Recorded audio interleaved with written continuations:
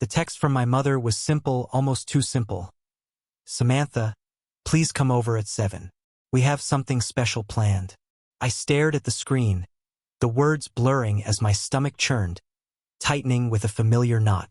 30 years of life had taught me that when Nina said, something special, it never meant what it seemed. It was always trouble, cleverly wrapped in a bow, designed to look like a gift that, in the end, always came with a price. My name is Samantha, and I'm the family fixer. The one who bailed out my brother's failed startups, who covered my father's gambling losses, who refinanced my mother's credit cards every time she maxed them out. All while maintaining a career that they could never fully understand, but always loved to brag about. They hated it, really. The fact that I managed to hold it together, the fact that I wasn't drowning in the mess they created, was something they resented. But as long as I was there to clean up after them, they didn't mind. I glanced at the time, 7:05 p.m. Fashionably late enough to irritate Nina, but not enough to trigger one of her infamous episodes.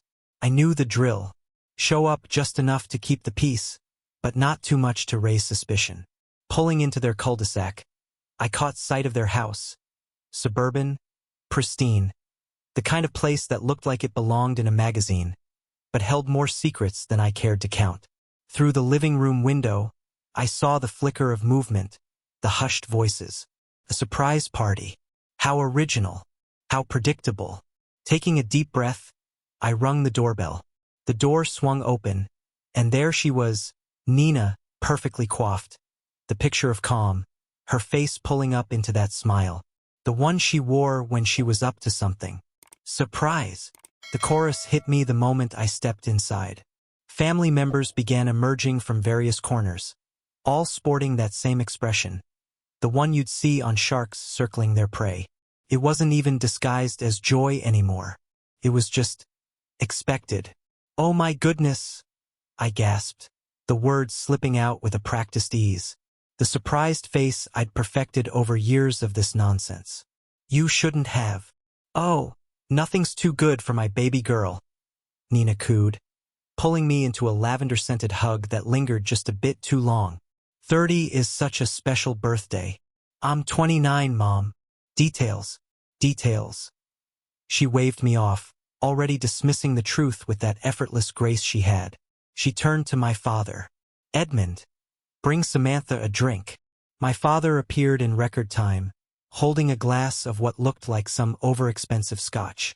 Here you go, princess. Your favorite. I took the glass from him, but it wasn't my favorite.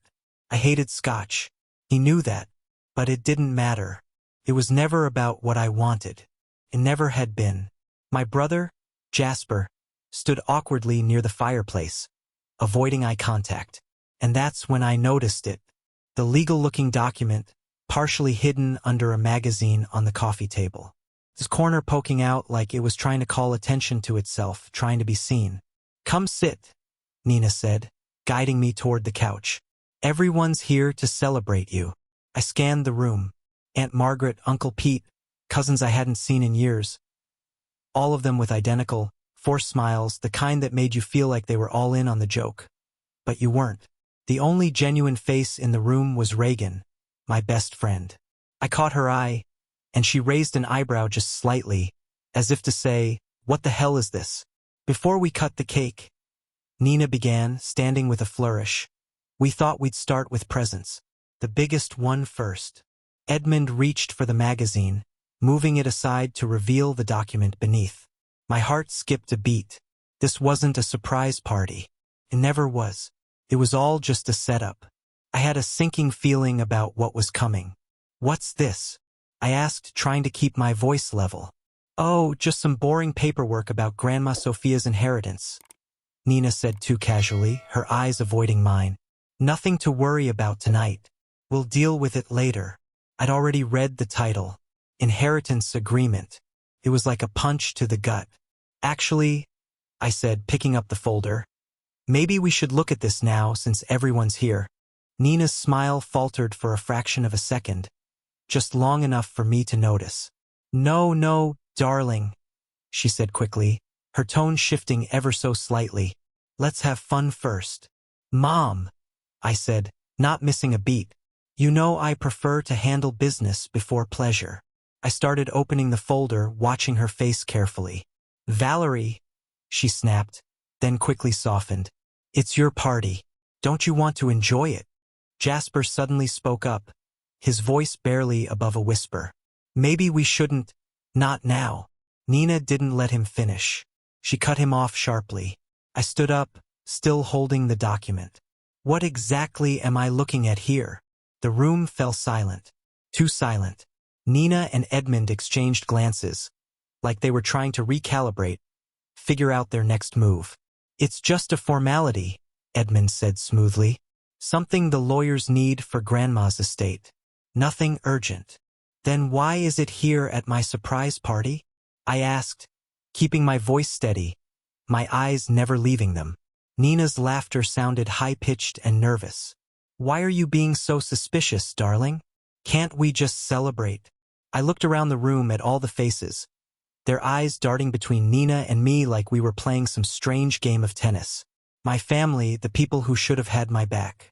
The people who instead saw me as their personal ATM. And there, in the corner, Reagan was subtly shaking her head. Of course, we can celebrate, I said finally, setting the document back down but keeping my hand on it. But first, I think we should discuss why you really gathered everyone here tonight. The silence that followed was deafening.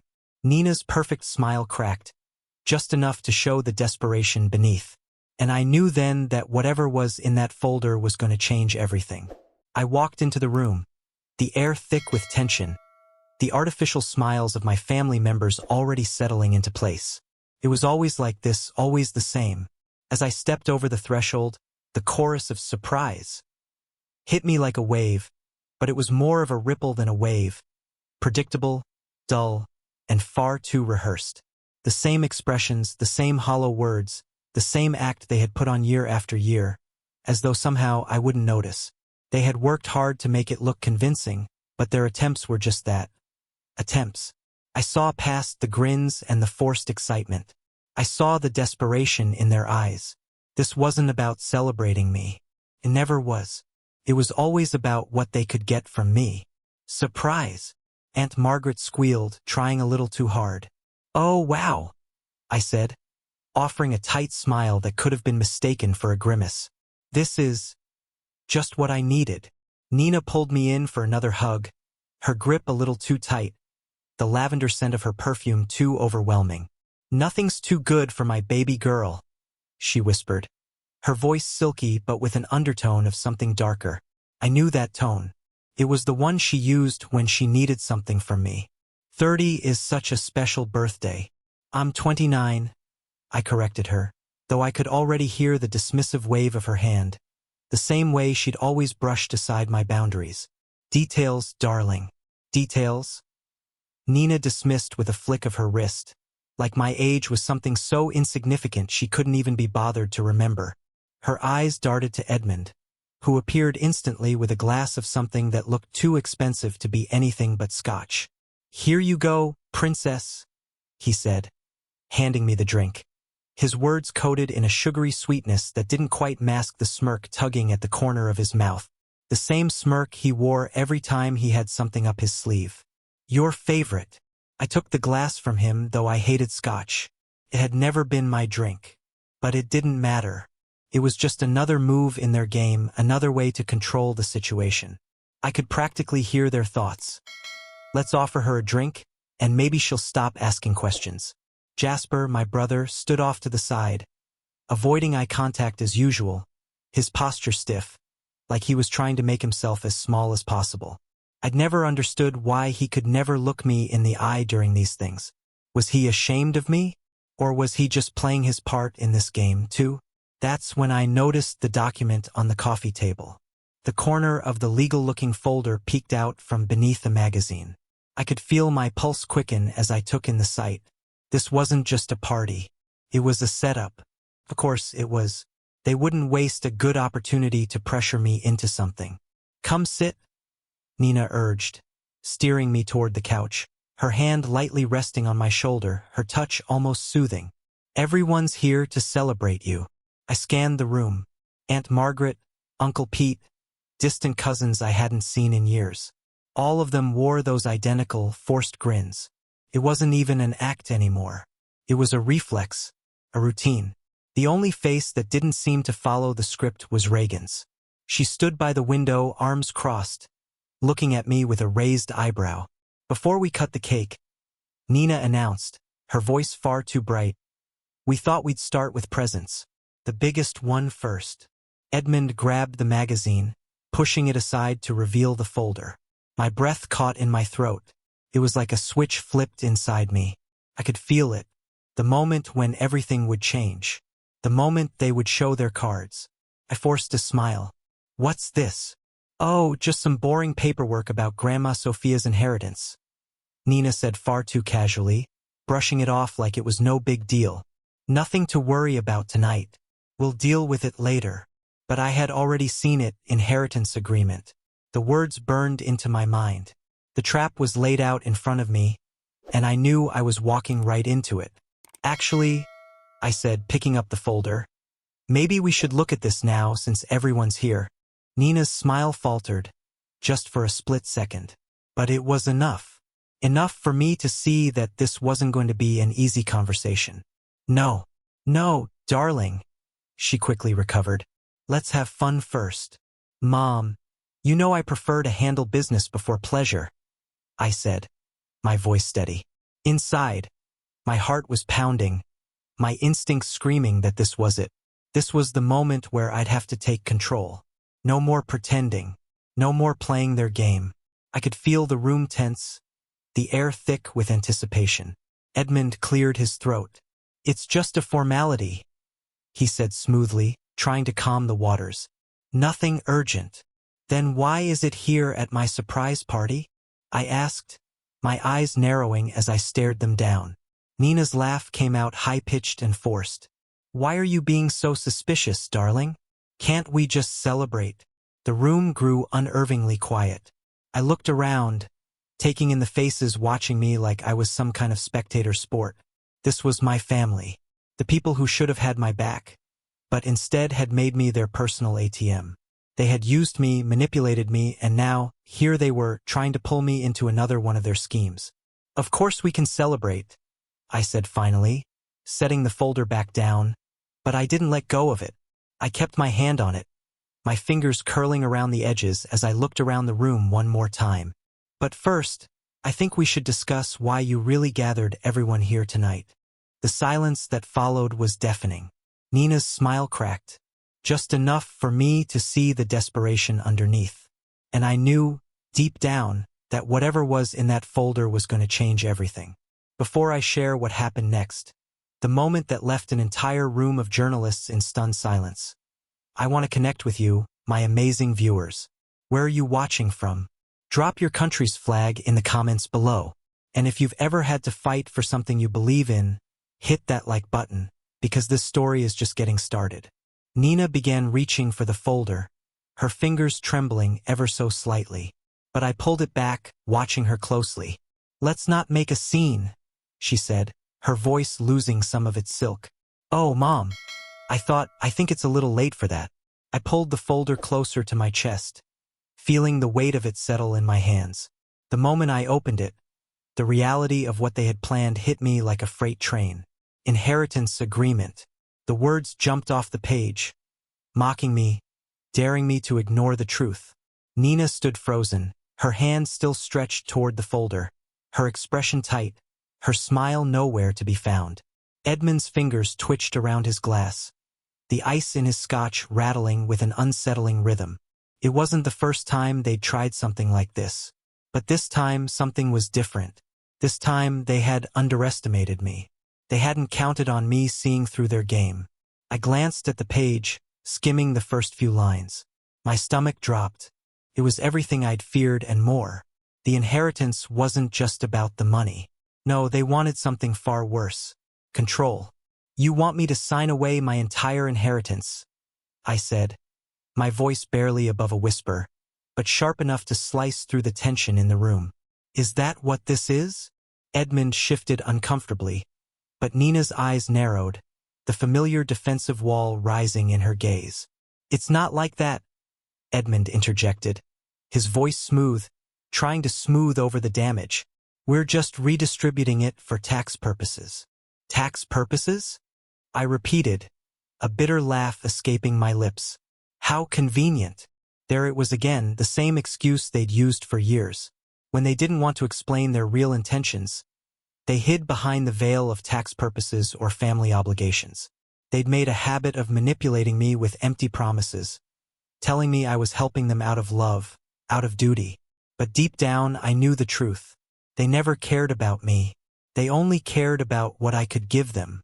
I'm not signing anything, I said, my voice firm, cutting through the fog of lies they'd wrapped around me. The words felt foreign at first, strange on my tongue. But there was power in them, a quiet kind of strength that I hadn't realized I'd been holding on to all these years. Nina's face faltered for the briefest moment, but she recovered quickly. Her smile returned, but it was tight, strained. Valerie, she began, her voice dripping with feigned sweetness. You're overthinking it. It's just a formality. Something the lawyers need to handle. I don't care about the lawyers. I shot back, the words coming faster now, more urgent. I care about the fact that you've been using me for years, manipulating me with guilt and promises you never intended to keep. The room was dead silent. The air between us crackled with the weight of unspoken truths, the tension thick enough to cut with a knife. I could feel the eyes of my family on me, the uncomfortable silence growing heavier with each passing second. None of them said anything. None of them moved. They were all too busy playing their part, pretending that everything was normal. I glanced around the room, taking in their faces. Aunt Margaret, Uncle Pete, cousins who had never once called to check on me outside of these parties. None of them were on my side. They had no interest in my well-being. They had only one interest: maintaining the status quo, feeding off whatever scraps I could give them. It was always the same. Always. Reagan's eyes met mine from across the room, her expression a mixture of sympathy and concern. I knew she understood. She'd seen it all before. She'd watched me take the blame for things that weren't mine to fix. She'd watched me carry the burden of a family who never once thought to ask if I was okay. Valerie, sweetheart, Nina said again. This time her voice sharp, the sweetness replaced by something colder. You don't understand. We've given you everything. All we're asking for is a little help. You've taken everything, I corrected, my voice growing steadier with each passing moment. And now you want my grandmother's inheritance too. Jasper spoke up for the first time, his voice barely a whisper. Sis, please just sign it. They won't stop until you do. I turned to him, my heart sinking. He was always the weak one, the one who would bend to their will, the one who would do anything to avoid conflict. But this time, he wasn't the one I was worried about. I had spent too many years being the one to patch up their mistakes, to clean up their messes, to fill in the gaps they left behind. And I was done. Is that why you're here, Jasper? I asked, my voice sharp now. To convince me to give in? He didn't meet my eyes, and I knew the answer before he even opened his mouth. It wasn't about me. It was never about me. The silence in the room stretched on, and I could feel my pulse quicken. The pressure was building, but I refused to cave. Not this time. This time I was in control. I stood up, still holding the folder, the edges of it crinkling under my fingers. What exactly is this document? I asked, my voice cutting through the tension. What's the real agenda here? Nina's smile faltered again, the cracks in her composure widening. She reached for the document, but I pulled it away from her. Let's not make a scene, darling, she said, her voice soft now, almost pleading. Oh, Mom, I think it's a little late for that. And with that, I opened the folder, staring down at the words that had been placed before me. Words that would change everything. I had no idea what I was up against. But for the first time, I didn't feel scared. I didn't feel like I was walking into a trap. This was my moment. This was the moment I'd take control. And I wouldn't let them take it from me. I stood there, holding the document, my fingers clutching it like it was the only thing anchoring me to reality. The room was unnervingly quiet now, the air thick with anticipation. Every set of eyes in the room was on me, waiting for me to either fold or fight back. I could feel the weight of their expectations, their pressure, but none of it mattered. Not anymore. Valerie, Nina said, her voice low, almost pleading now. Please, you don't understand. It's just a formality. It's not what you think. I shook my head slowly, the reality of the situation sinking in. I understand perfectly, I said, my voice steady, my hands shaking only slightly. You've spent my entire life using me as your personal bank account, and now you're trying to take my grandmother's legacy too. Is this what it's come to? Her lips tightened, and I saw the flicker of panic in her eyes. She was trying to maintain control, but the cracks were already showing. You don't understand, she repeated, this time with less conviction. We've always given you everything, Valerie. Everything we've done. It's for you. I almost laughed, but the sound caught in my throat. For me, everything they'd done had been for their own gain, for their own convenience. I had spent years bailing them out, cleaning up their messes, pretending that the constant demands for money and support were just part of being a family. But no more. I wasn't their fool anymore. No, I said, my voice sharper now. You've taken everything. You've used me. And now you're trying to take even more. I gestured toward the folder. This inheritance isn't for you. It's for me, and I'm not signing it away. Valerie, Edmund finally spoke up, his voice shaking with barely contained frustration. This is for the best. You know how things have been. We've had our difficulties. But this, he gestured to the document, his hand trembling slightly. This is just a way to make things right. A way to make things right? The words felt like poison. This wasn't about making anything right. It never was. It was about control. It was about power. They wanted to keep me under their thumb, to keep draining me until there was nothing left to give. And they were willing to use whatever means necessary to get what they wanted. No, I repeated, my voice low but unwavering. This is your game, and I'm done playing by your rules. Jasper shifted uncomfortably in his seat, his gaze darting between me and Nina. Val, please, he said, his voice small, almost pleading. Just sign it. It'll be easier for everyone. I looked at him, and for the first time in a long time I saw him clearly. He wasn't the victim here. He wasn't the innocent bystander caught in the middle of our family's mess. He was just as complicit as Nina and Edmund. He had stood by and watched them use me, all while keeping his distance from the consequences. And now, when it came time for me to stand up for myself, he was asking me to back down? Don't ask me to do that, Jasper, I said, my voice tinged with anger. You've always taken their side. You've always let them use me. But I'm not going to let them use me anymore. Jasper opened his mouth, but no words came out. He just stared at me, his face pale, his eyes darting to Nina and Edmund, who were now both looking at me with a mixture of desperation and disbelief. They hadn't expected this. They hadn't expected me to fight back. They hadn't expected me to say no. This is ridiculous, Nina muttered, her hands clenched into fists. You're making a scene, Valerie. This isn't how we do things. This isn't how a family behaves. A family? I scoffed, the word tasting bitter on my tongue.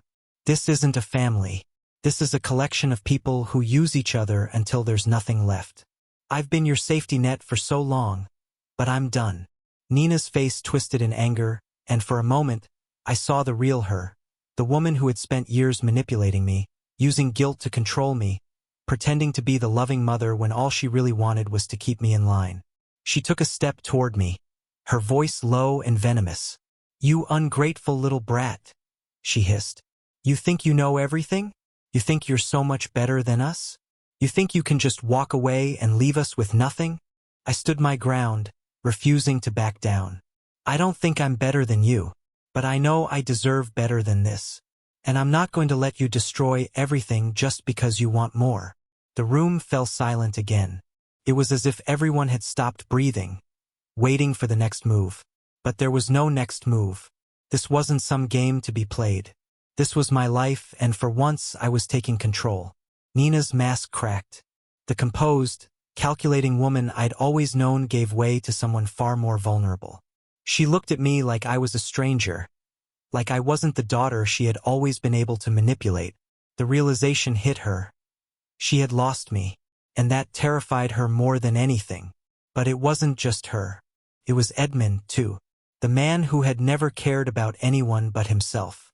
The man who had gambled away my inheritance. The man who had tried to make me responsible for his debts.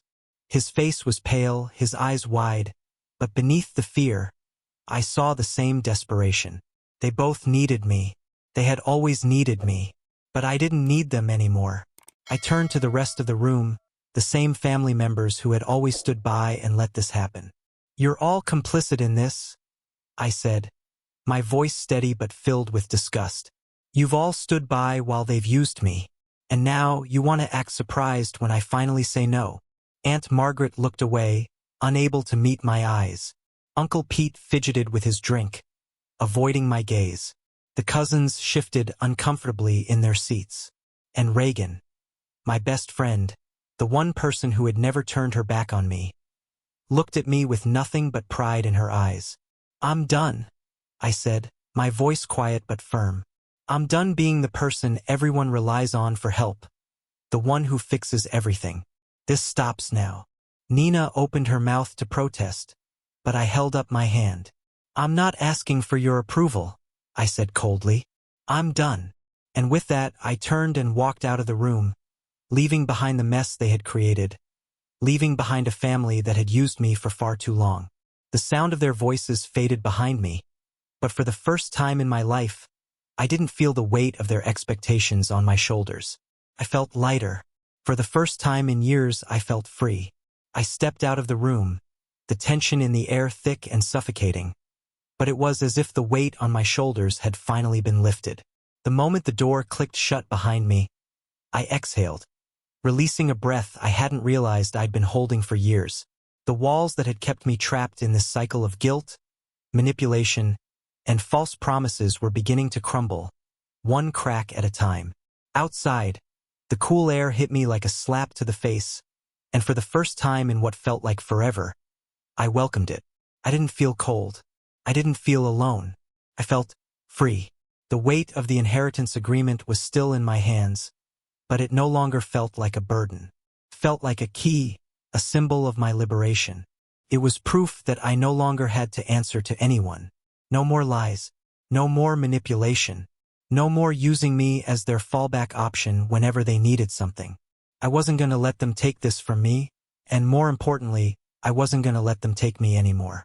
I could feel my pulse quickening with excitement, the adrenaline coursing through my veins, pushing me forward, giving me the strength I'd been lacking all these years. This is it, I thought. This is the moment where I change everything. As I walked away from their house, I could feel their eyes on me, but this time, it didn't matter. It didn't matter that I was leaving them behind, because I wasn't just leaving a house. I was leaving a life that had never been mine to begin with. I was done playing their game. I was done being the daughter who was always expected to clean up their mess. And as the sound of my heels clicking against the pavement echoed in the night, I knew that this was the beginning of something new. I didn't know exactly what that something was, but for the first time in years, I felt like I was in control. Reagan was waiting for me outside, her arms crossed, her brow furrowed in concern. When she saw me, she relaxed, a small, knowing smile spreading across her face. "Well?" she asked, her voice soft but laced with anticipation. I took a deep breath, feeling the weight of everything I just said, everything I just done, settle over me. It wasn't easy. It wasn't something I'd ever imagined myself doing. But here I was, and I was still standing, stronger than ever. "I did it," I said simply, my voice steady but filled with something I hadn't felt in years. I told them everything. I'm done being their safety net. Reagan's smile widened, her pride in me shining through. "I knew you could do it. You've been carrying this family for so long. It's time they learned the truth." "I'm not going back," I said, my voice firm, a quiet confidence replacing the uncertainty I'd carried for so long. "I've spent my entire life cleaning up their messes, and I won't do it anymore." I can't keep living like this. I've given them everything I had, and they still took more. But no more. I'm done. She stepped forward, pulling me into a hug, and for a moment, I allowed myself to lean into it. The warmth of her embrace was the first real comfort I'd felt in days, and as I closed my eyes, I realized how much I'd been missing that kind of support. The kind that didn't come with strings attached. "You've made the right choice," Reagan said softly as she pulled back, her eyes searching mine. "You deserve better than them. You deserve to live your life on your own terms." I nodded, the words resonating deep within me. I deserve better. I'd spent so long trying to fix them, trying to make them happy, trying to prove that I was good enough for them. But the truth was, nothing would ever be enough for them. It was never about me. It was always about what I could give them. I wasn't their ATM. I wasn't their emotional punching bag. I wasn't their fixer anymore. "I'm going to take control of my life," I said, the words finally making sense. "I'm going to do things for me for once. I've spent so many years living for everyone else, but I'm done. I need to start living for myself." Reagan nodded, her expression filled with understanding. "And I'll be here every step of the way. You know that, right?" I smiled, feeling a flicker of hope light up inside me. "I know.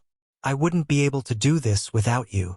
We stood there for a moment, the world around us quiet, but in that silence, I could hear the faint sound of a new beginning.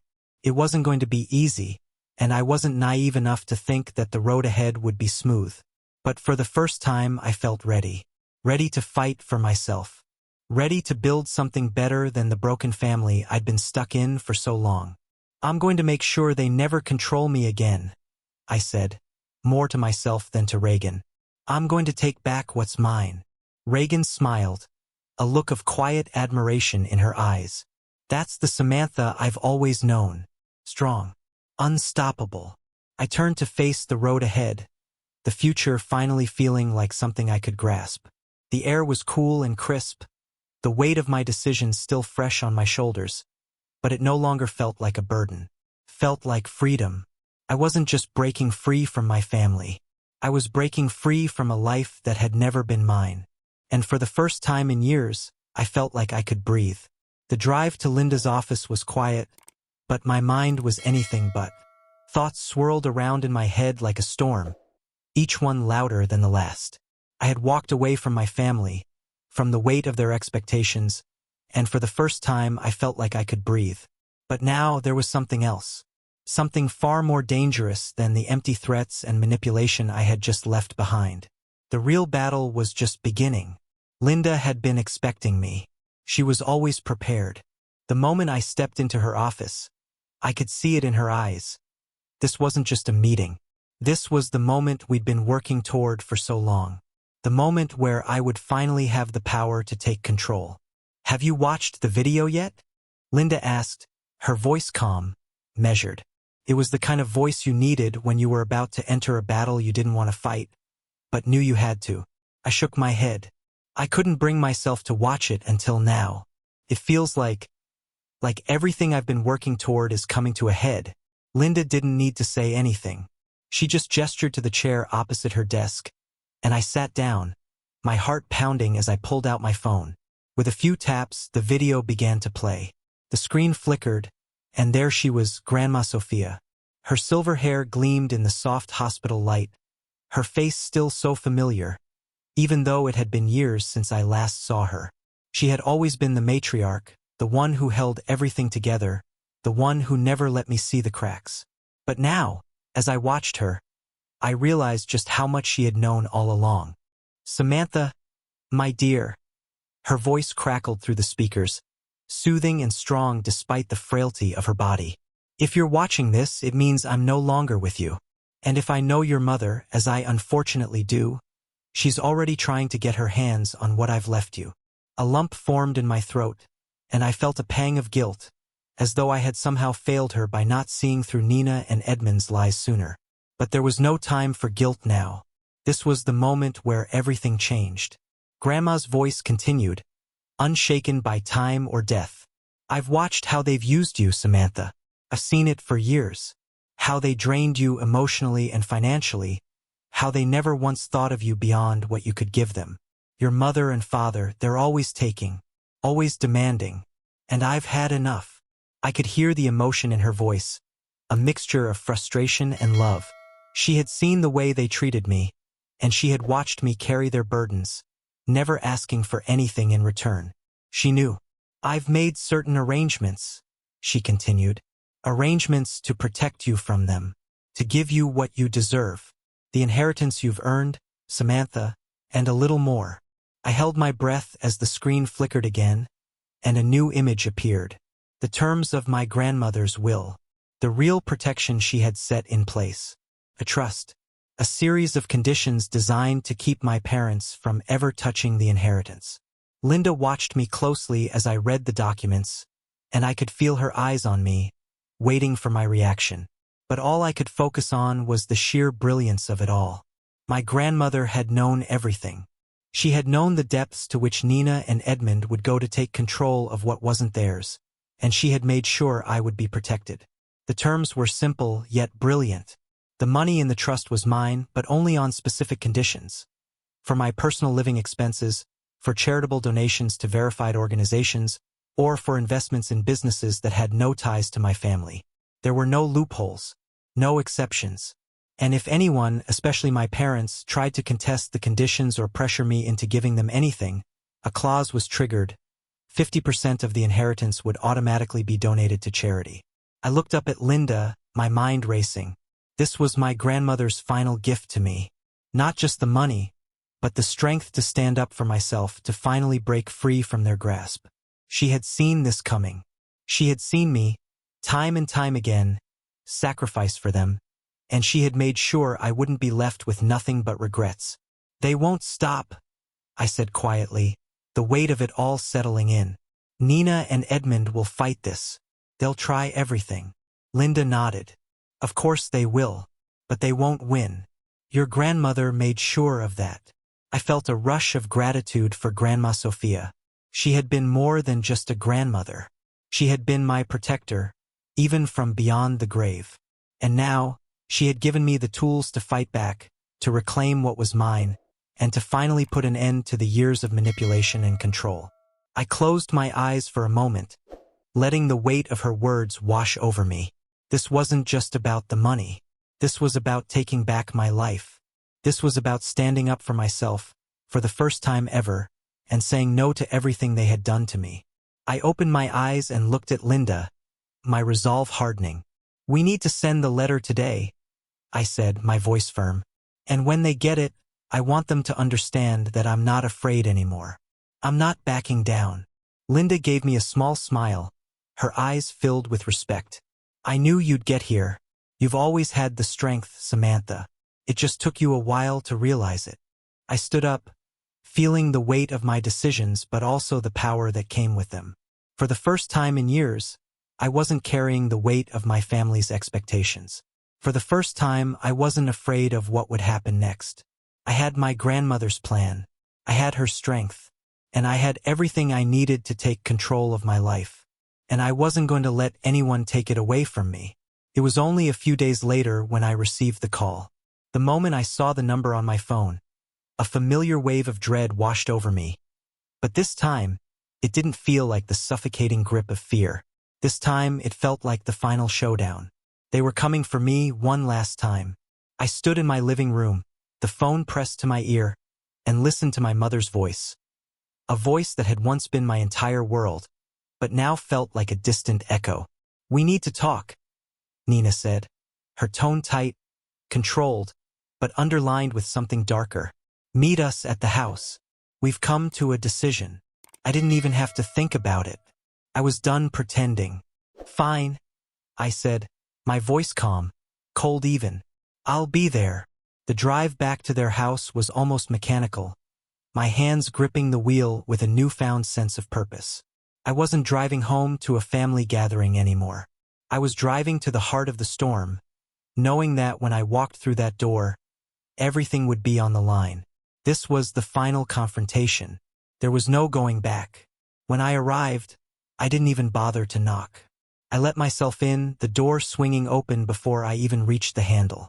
There they were, Nina, Edmund, standing together like they always had, united in their greed, their entitlement. But there was something different now. They were both visibly on edge, their usual composure cracking, the facade beginning to slip. Nina's smile was tight, forced.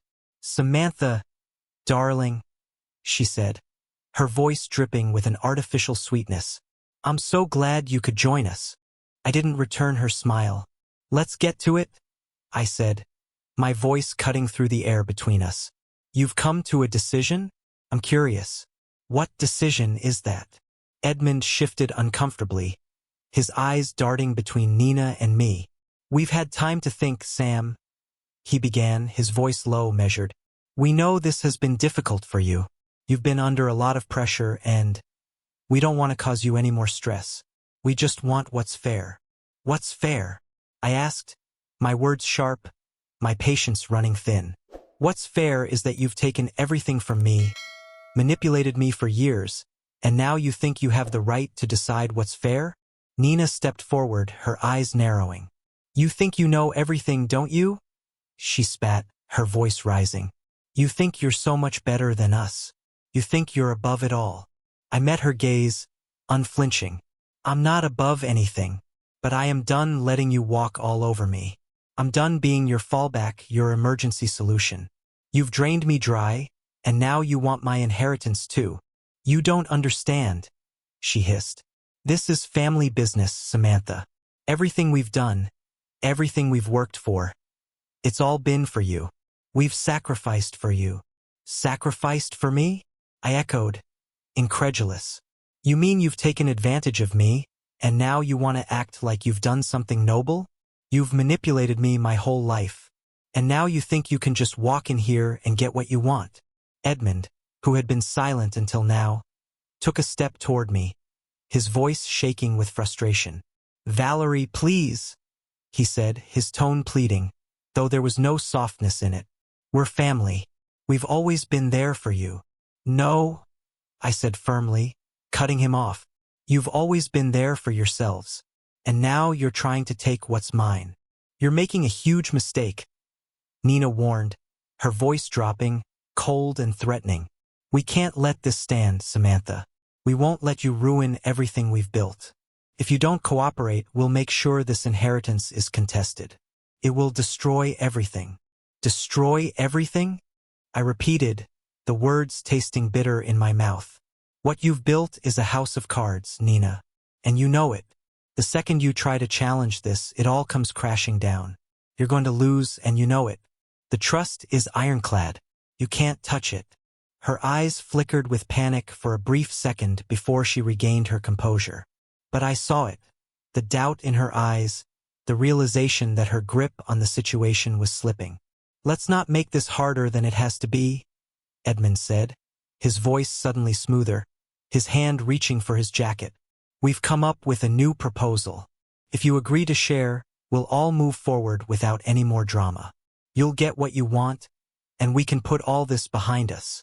I took a step back, my eyes narrowing. "Share? You want me to share? After everything you've done?"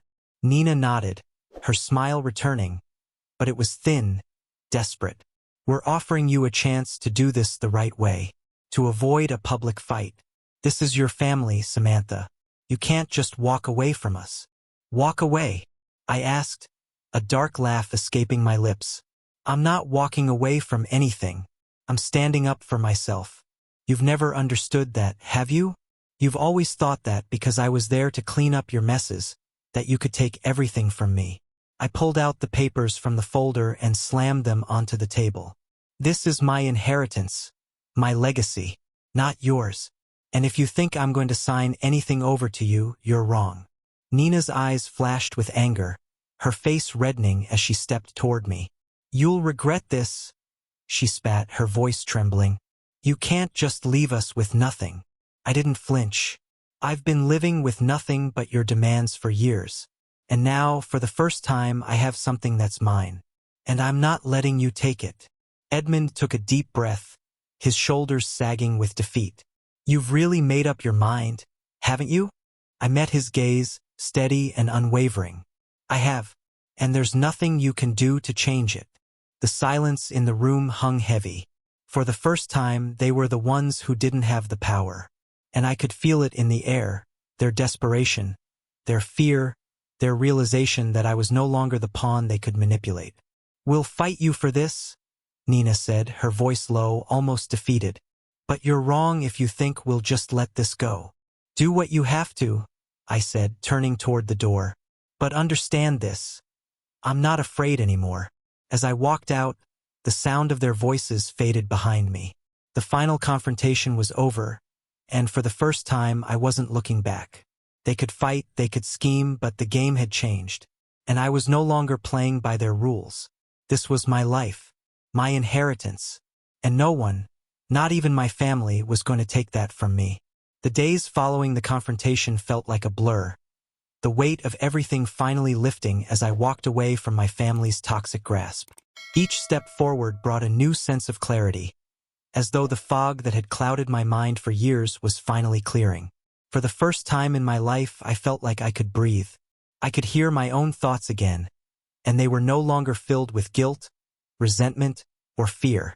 Reagan had been my anchor throughout this journey, standing by my side when no one else had. And now, as I sat across from her at our favorite coffee shop, I could see the pride in her eyes, a reflection of the transformation I had undergone. "You did it," she said, her smile wide, her voice filled with admiration. "You really did it." I looked at her, my mind still processing everything that had happened. But beneath it all, there was something new, something powerful. I wasn't just walking away from my family. I was walking towards something better, something real, something mine. "I never thought I'd have the courage," I admitted, the words feeling foreign yet freeing. "I've spent my whole life putting everyone else's needs before my own, letting them walk all over me. But not anymore." Reagan's eyes softened. "You've always been strong, Sam. You just didn't know it until now." She was right. I had spent years believing that I had to sacrifice myself for the sake of others. But now, with the inheritance settled and the weight of their demands finally gone, I saw myself differently. I wasn't weak. I wasn't a pawn in their games. I was capable. I was strong. And I had the power to shape my own future. The inheritance wasn't just about money. It was the key to my independence, my freedom. It was the final push I needed to break away from the cycle of dependency and manipulation that had controlled my life for so long. I didn't need them. I never did. "I'm going to do something with this," I said, determination creeping into my voice. "This money, this inheritance, it's not just about living comfortably. It's about building something that's mine. Something that means something." Reagan raised an eyebrow, her curiosity piqued. "What are you thinking?" "I don't know yet," I said, my gaze focused on the street outside, as though the answer would come from the world around me. "But I know I don't want to just sit on it. I want to use it to help others, to create something that lasts. Something my grandmother would be proud of." Reagan smiled. "You've always had a heart for others. And now you have the freedom to make it happen. Whatever you choose to do, I know it'll be something incredible." I nodded, feeling the fire within me grow brighter. It wasn't just about business or charity. It was about impact, about taking control of my life and using the opportunities one had to do something that mattered, something that aligned with who I truly was. For the first time, I was living for me, and that, in itself, was the greatest gift. That night, after dinner with Reagan, I sat down at my desk with a piece of paper and a pen, ready to map out my future. The idea for a foundation had been in my mind for days now, but seeing it in front of me made it real. The Samantha Olson Foundation, a place where people could get help with financial literacy, with breaking the cycles of abuse, of manipulation, and of poor financial choices. It was a way to give back, to help others break free the same way I had. The foundation wasn't just going to be a charity. It would be a beacon of change, of empowerment. It would stand for everything I had learned in the past few months, the importance of self-worth, of standing up for yourself, of taking control. And I wasn't going to wait around for someone else to start it. I was going to be the one to make it happen. As I filled out the first few pages of my plans, I couldn't help but smile. The woman who had walked into that meeting room weeks ago, unsure and scared, was long gone. The woman who sat here now was confident, empowered, and ready to face whatever came next. For the first time in my life, I had the power to choose my own destiny, and I was going to make it count. The road ahead wasn't going to be easy, but nothing worth having ever was. And for the first time, I felt like I was on the right path. I wasn't just surviving anymore. I was thriving, and that, for me, was the start of a whole new beginning. The first board meeting of the Samantha Olson Foundation was a quiet affair. Not because the room wasn't filled with important people, but because there was an unspoken weight in the air. A weight that felt different from the suffocating pressure I had known in the past. This time, it was the weight of possibility. The weight of control. I stood at the head of the conference table, looking out over the faces of my new team, each one a reflection of a new life, a new path that I was building for myself. I wasn't just leading a charity. I wasn't just filling the shoes my family had pushed me into.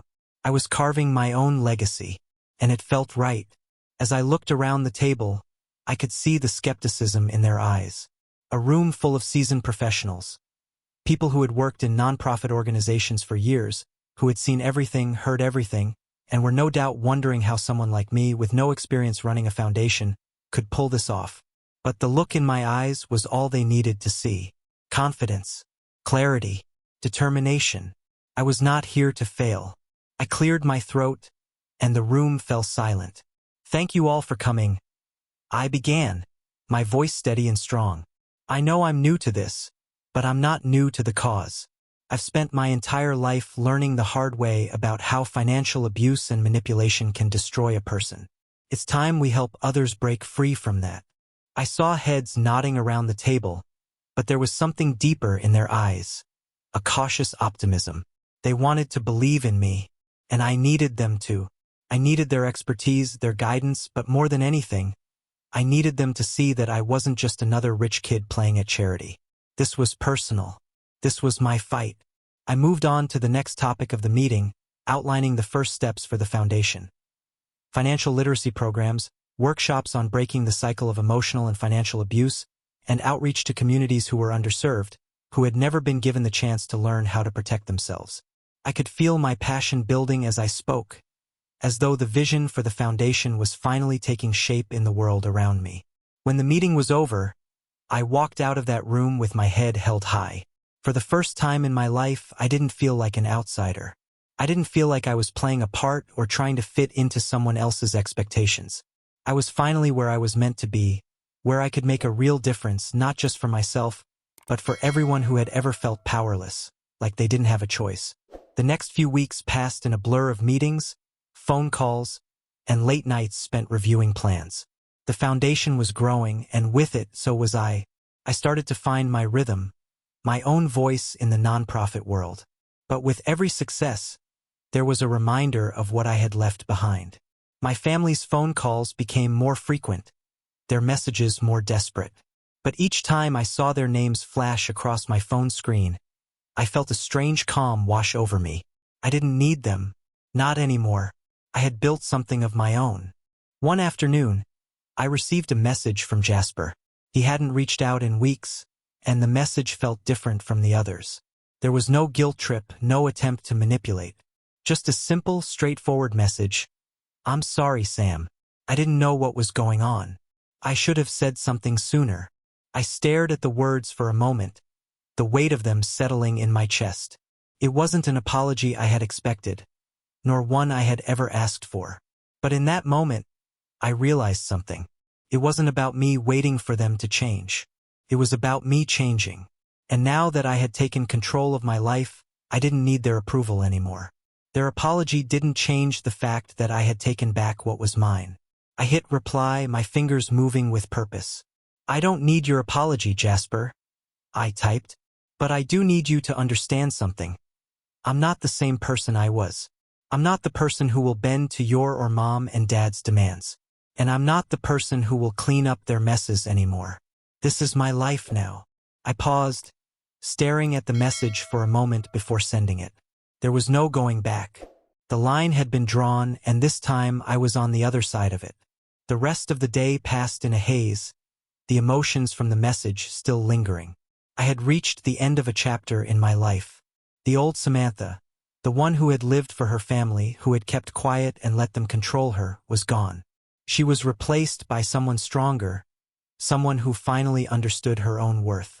Later that evening, Reagan and I met for drinks at our favorite bar, a small, dimly lit place that had always been our refuge. We sat in a corner booth, the kind where the world felt distant and safe. It was our place, our haven. "How's everything going with the foundation?" Reagan asked, her eyes sparkling with excitement. "It's going better than I ever imagined," I said, taking a sip of my drink. "I never thought I'd get here. I didn't think I had the strength to do this on my own." Reagan smiled, reaching across the table to squeeze my hand. "You've always had it in you, Sam. You just needed to see it for yourself." I looked around the bar, taking in the familiar faces, the laughter, the music. And in that moment, I realized something important. It wasn't just the foundation that was growing. It was me. I was finally living for myself, taking charge of my future, and building something that would last. It wasn't easy, and it wasn't going to be, but it was mine. I felt a sense of peace I had never known before. For the first time, I wasn't walking through life with my head down, letting the world push me around. I was standing tall, living on my terms, and carving out a future that was truly mine. A future where I didn't have to ask for permission. A future where I was in control. And that was only the beginning. The weeks that followed felt like a whirlwind, but in the best way possible. Every day was a new step forward, a new challenge to overcome, but also a new opportunity to grow. The foundation began to gain traction, the community started to rally behind it, and soon we were getting calls from all over, asking for help, asking for guidance. I couldn't have been prouder of what we were building. It wasn't just a place for financial support. It was a lifeline for people who had been trapped in cycles of manipulation, people who had never known what it was like to stand up for themselves. I knew deep down that this was the work I was meant to do. It wasn't glamorous, and it wasn't easy, but it was meaningful. Every day I got to see the impact we were making, and that was enough. But even with all the progress, the shadows of my past would occasionally creep back in. One afternoon, a lawyer's letter arrived. It was from my parents. They were contesting the terms of the inheritance, trying once more to manipulate me into giving them a share. The old part of me, the part that had always felt like I had to answer to them, wanted to give in, wanted to pick up the phone and apologize, wanted to make things right again. But then I remembered, there was nothing to apologize for. The only thing I had to do now was keep going forward. I had learned so much since that night. I had learned that family wasn't just about blood. Family was about the people who supported you, who built you up, who wanted to see you succeed. And for the first time in my life, I was building my own family. A family of people who valued me for who I was, not what I could do for them. Reagan had become more than just my best friend. She was my partner in all of this. And slowly but surely, I had begun to rebuild my relationship with Jasper. It wasn't perfect and it wasn't easy, but it was real. He was trying, and that was enough for me. One evening, after a particularly grueling meeting about the foundation's future, I sat down in the quiet of my apartment, looking out at the city below. It was beautiful, calm. The noise of the world felt distant, muted. And for the first time in years, I realized I wasn't running anymore. I wasn't chasing approval. I wasn't living in fear of what my parents might do next. I was living for me. I was finally free. There was still so much ahead of me, still so much to do. I knew that. But for the first time in my life, I didn't feel like I was carrying the weight of the world on my shoulders. I had taken control of my own life, and that meant everything.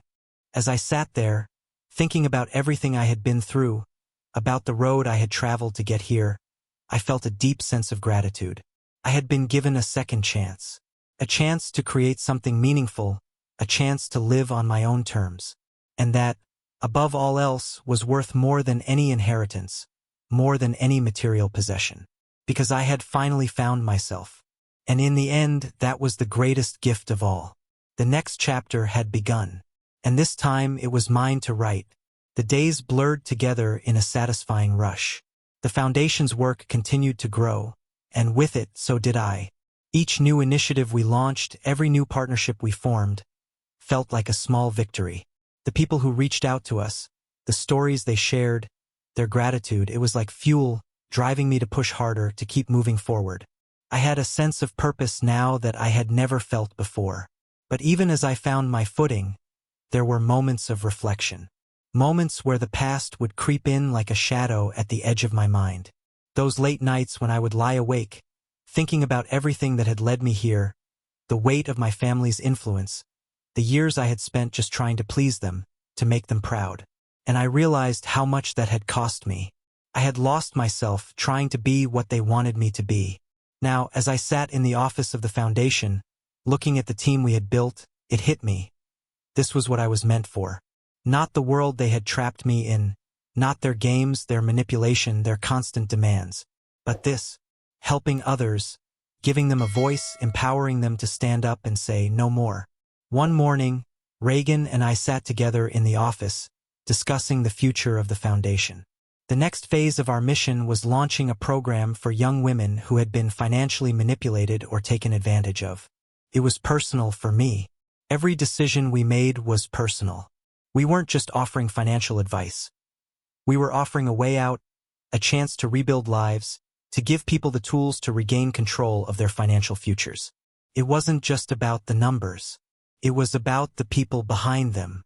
I can't believe how far we've come, Reagan said, a smile playing on her lips. She always had that way about her. Able to see the good, to look past the hard parts and focus on the progress we were making. I looked out the window for a moment, my thoughts drifting. It still doesn't feel real, I said, my voice quiet. Some days, I wonder if I'm dreaming, if all of this is really happening. It feels like just yesterday I was lost, unsure of what I was supposed to do, stuck in that toxic cycle. You're not there anymore, Reagan reminded me gently, her hand resting on mine. You're here now. You've built something real, and you did it all on your own. You don't need them to validate you anymore, Sam. You've proven everything you need to prove. The truth in her words hit me like a wave. It had been such a long time since I had felt validated for just being me, for standing on my own. And I had spent so much of my life waiting for my family to accept me, to acknowledge my worth. But now I realized that their approval was never what I needed. It was my own, and I had found it. Later that evening, as I sat alone in my apartment, I opened the window to let in the cool night air. The city stretched out before me, bathed in the glow of streetlights and the hum of distant traffic. I smiled to myself, feeling something within me shift. I wasn't the girl I used to be. I wasn't the daughter who would do anything to fix their problems. I wasn't the person who would let herself be dragged down by guilt and expectation. I was someone new, someone stronger, someone who finally understood the power of saying no, of saying yes to myself. The foundation had become more than just a project. It had become my mission, a mission to ensure that no one ever had to feel as small, as insignificant, as I had for so many years. And as I reflected on everything I had built, I realized that the work we were doing would outlast me. It would continue long after I was gone, a legacy of empowerment and freedom. But for now, I was living in the moment, in this new chapter that I was writing. I had no idea what the future would hold, but I knew one thing for certain: it was mine. And that was all I needed to know. As the days turned into weeks and the weeks into months, I watched as my life unfolded in ways I had never imagined. The foundation grew stronger, reaching more people, helping more families break free from the cycles that had kept them trapped for far too long. Every success, every victory, no matter how small, reminded me of how far I had come. I had built something from nothing, something that mattered, something that would live on long after I was gone. I had faced my demons, confronted the people who had held me down for so long, and walked away not broken, but stronger. And now I was using that strength to help others find their own way to freedom. Looking back, I saw the road that had led me here, painful, challenging, but ultimately transformative. I had walked through fire and come out the other side, reborn. No longer the person who had let herself be defined by the past, but the person who had taken control, who had created her own destiny. And as I stood on the stage at a fundraising gala for the foundation, surrounded by the faces of people whose lives we had changed, I realized that this was just the beginning. The path ahead was still long, still full of challenges, but it was mine to walk, and I was ready. To all of you out there who are still struggling, still feeling trapped by the expectations of others, remember this. You have the power to change your life. You have the strength to take control. Don't let anyone define your worth but you. And if you're feeling inspired by my journey, I want to invite you to join me on this path. Together, we can continue building a future where no one has to face this battle alone. If you've enjoyed the story, if it's inspired you in any way, don't forget to hit that subscribe button and turn on the notification bell so you won't miss any of our future updates. We have so much more to share, and I'd love for you to be a part of this journey. Thank you for watching, and remember, it's never too late to start your own new chapter. Stay strong, stay empowered, and keep moving forward.